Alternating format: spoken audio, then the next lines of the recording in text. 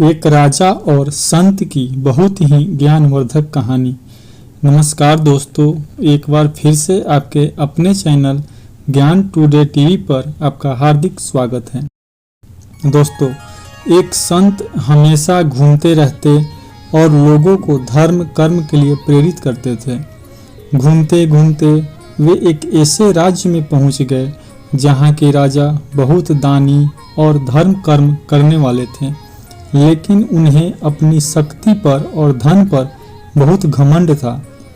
संत उस राजा के राज्य में ठहर गए।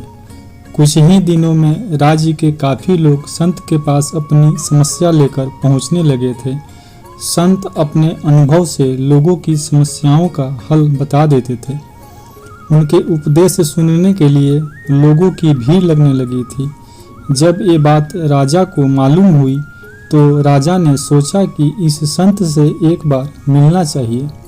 राजा ने अपने सेनापति को संत के पास जाने को कहा और संत को आदरपूर्वक राजमहल में भोजन पर आने के लिए निमंत्रण देने को कहा।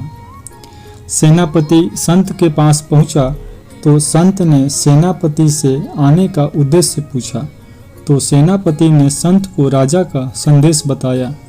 संत ने राजा का निमंत्रण स्वीकार कर लिया। संत राजा के महल में पहुंच गए।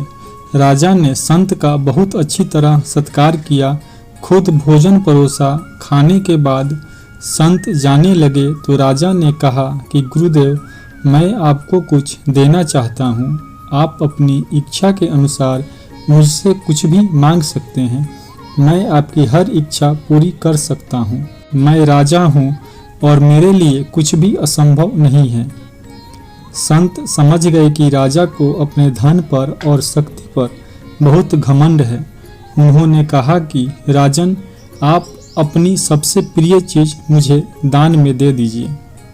राजा को समझ नहीं आया कि वह संत को क्या चीज दान में दे। उसने सोने के सिक्कों से संत का कमंडल भर दिया। संत ने कहा कि राजन, मुझे धन नहीं चाहिए, मुझे पैसों का लालच नहीं है, आप मुझे अपना अहंकार दे दीजिए। घमंड एक ऐसी बुराई है जिससे हमारे सभी गुणों का महत्व खत्म हो जाता है।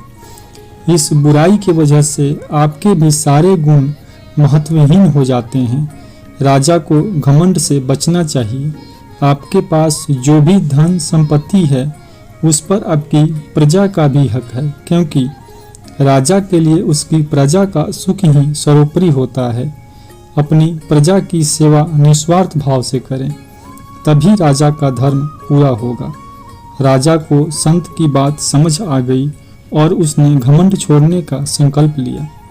जब राजा ने घमंड छोड़ने का संकल्प लिया तो संत ने उन्हें आशीर्वाद दिया और संत वहां से अपने गंतव्य की ओर चल दिए। दोस्तों, हमें अपने जीवन में कभी भी अपनी शक्ति पर और धन पर घमंड नहीं करनी चाहिए। दोस्तों, यह कहानी आपको कैसी लगी हमें कमेंट करके ज़रूर बताइएगा। अगर अभी तक आपने हमारे चैनल को सब्सक्राइब नहीं किया है तो सब्सक्राइब जरूर करिएगा। धन्यवाद।